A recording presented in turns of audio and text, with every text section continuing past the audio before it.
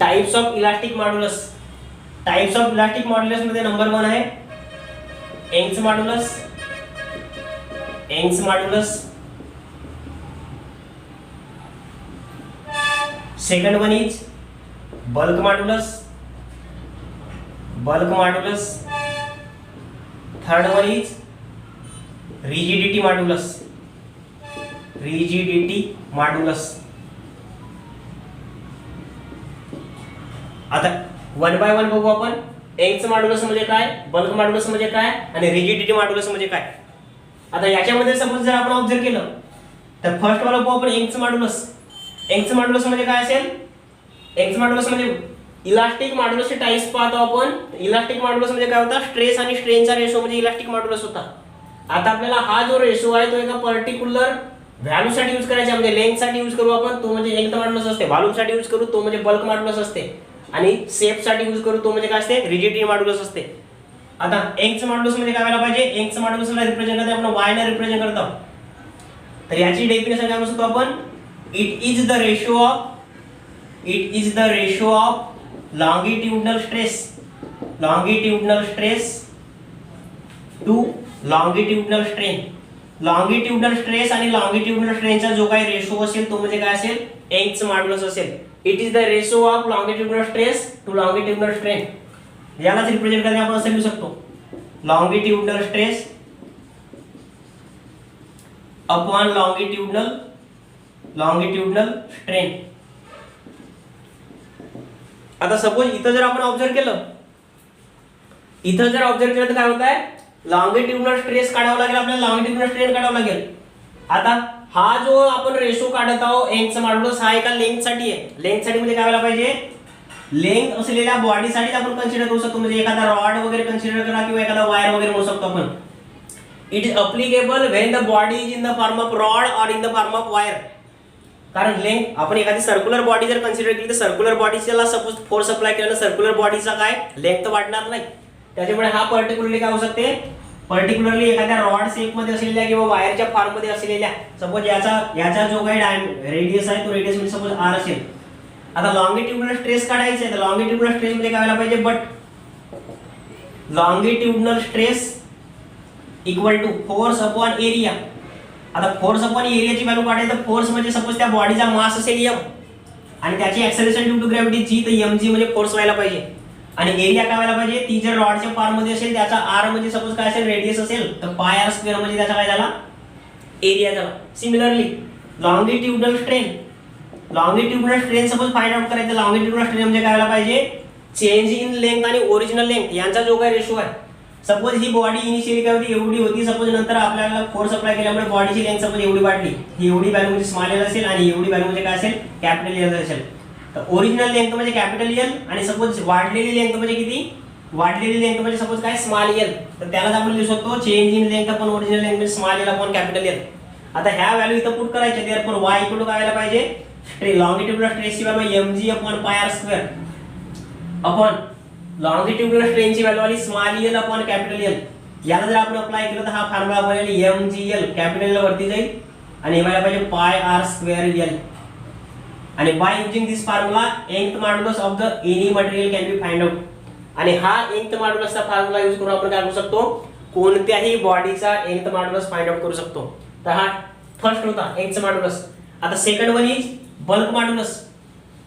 Second मध्ये काय होतं, बल्क मॉड्यूलस. आता बल्क मॉड्यूलस म्हणजे काय व्हायला पाहिजे, बल्क मॉड्यूलस ज्याला आपण काय करतो, k ने रिप्रेझेंट करतो.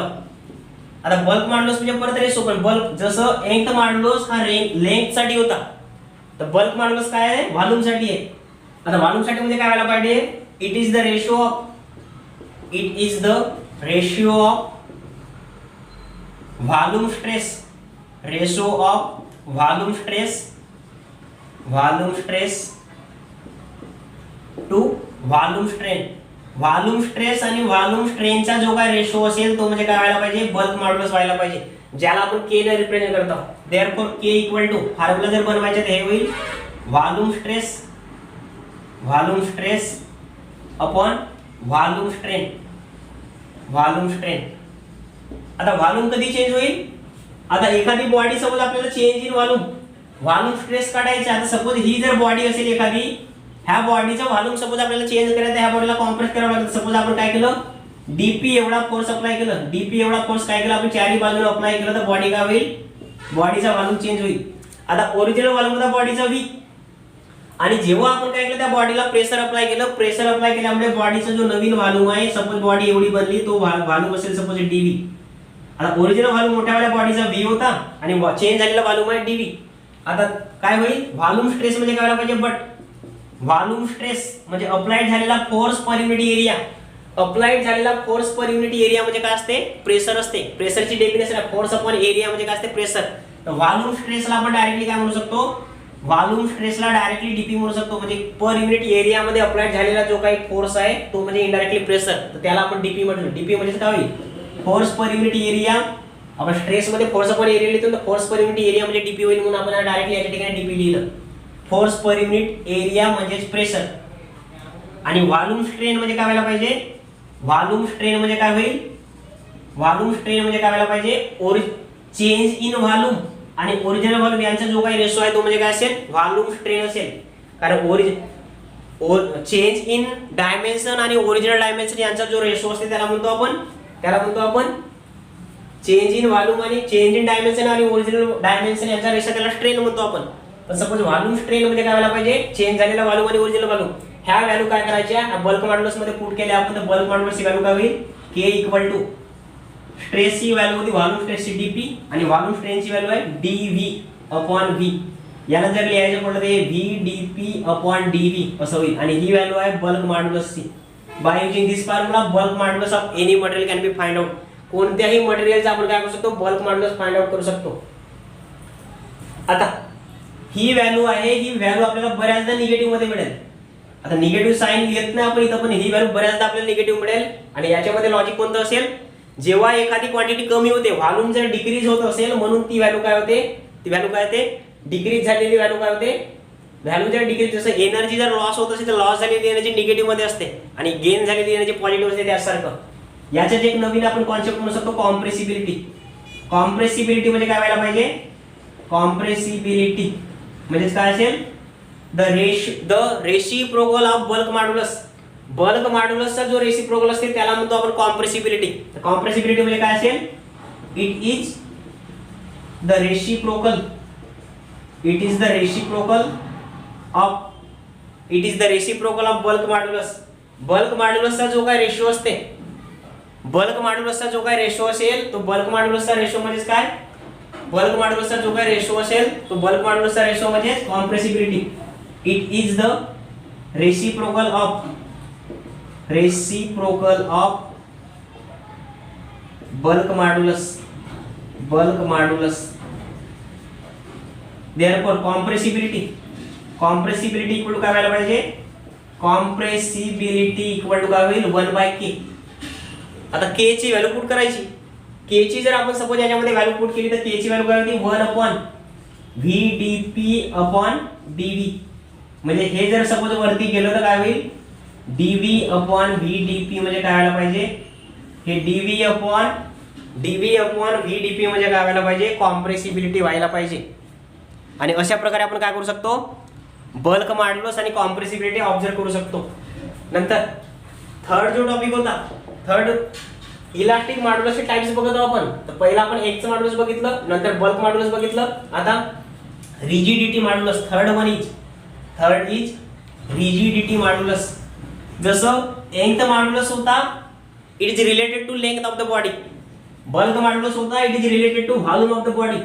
Similarly, rigidity modulus is related to shape of the body. बॉडीच्या शेपच्या रिलेटेड असलेला जो काही मॉड्युलस आहे तो म्हणजे काय, rigidity modulus.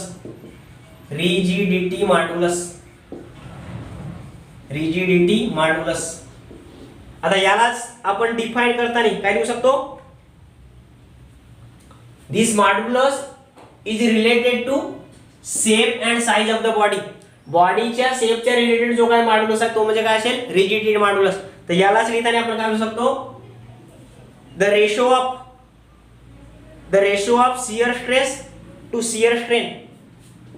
The ratio of, कारण बॉडीचा शेप कधी चेंज होईल, आपण आधी टाइप्स मध्ये पाहिलं होतं, ही सपोज ओरिजिनल बॉडी असेल, ही सपोज ओरिजिनल बॉडी आहे, ह्या बॉडीला जेव्हा आपण टँजेन्शियल फोर्स अप्लाय करतो, जेव्हा एखाद्या आपण काय केलं याचं लोअर एंड फिक्स ठेवलं आणि जेव्हा ह्या बॉडीला आपण टँजेन्शियल फोर्स अप्लाय करतो तेव्हाच बॉडीचं काय होते, शिअरचं मिनिंग टँजेन्शियल असते. तर याला ही बॉडी तुम्हाला पाहायला अशी दिसेल, म्हणजे ओरिजिनल अशी होती पण नंतर ती बॉडी काय दिसेल, अशी पाहायला दिसेल, असं चेंज झालेली पोझिशन आपण ही वाली म्हणू शकतो. तर काय व्हायला पाहिजे, आता सपोज हे कोणत्या तरी अँगल न चेंज झालेली असेल तर त्यालाच आपण डिफाइन करताना काय म्हणू शकतो, it is the ratio of shear stress to shear strain. Shear stress आणि शियर स्ट्रेनचा जो काही रेशो असेल तो म्हणजे काय असेल, मॉड्युलस ऑफ रिजिडिटी. त्यालाच रिप्रेझेंट करताना, आता स्ट्रेस रिप्रेझेंट करताना आपण इटा, हा सिम्बॉल आहे इटाचा. आता रिप्रेझेंट करताना देअरफॉर इटा इक्वल टू काय व्हायला पाहिजे, shear stress upon shear strain. आता शियर स्ट्रेसची व्हॅल्यू लिहायची आहे, हे लिहितो आपण force per unit area upon shear strain लिहायचे तर किती न चेंज झालं तर ते चेंज झालेली व्हॅल्यू आपण अँगलच्या फॉर्म मध्ये, म्हणजे काय होते, एका फिक्स्ड प्लेन पासून काय झालं, याची सपोज ओरिजिनल एंड सपोज हा असेल, ओरिजिनल बाजू ही असेल तर ही काय झाली, एवढा थीटा एवढ्या अँगलला डिस्प्लेस झाली, तर त्याला आपण स्ट्रेनच्या फॉर्म मध्ये लिहिताना काय लिहितो, सपोज थीटानं चेंज झालेली असेल तर f/a अपॉन थीटा असं व्हायला पाहिजे. आणि यालाच आपण लिहिताना काय लिहू शकतो, f अपॉन a थीटा.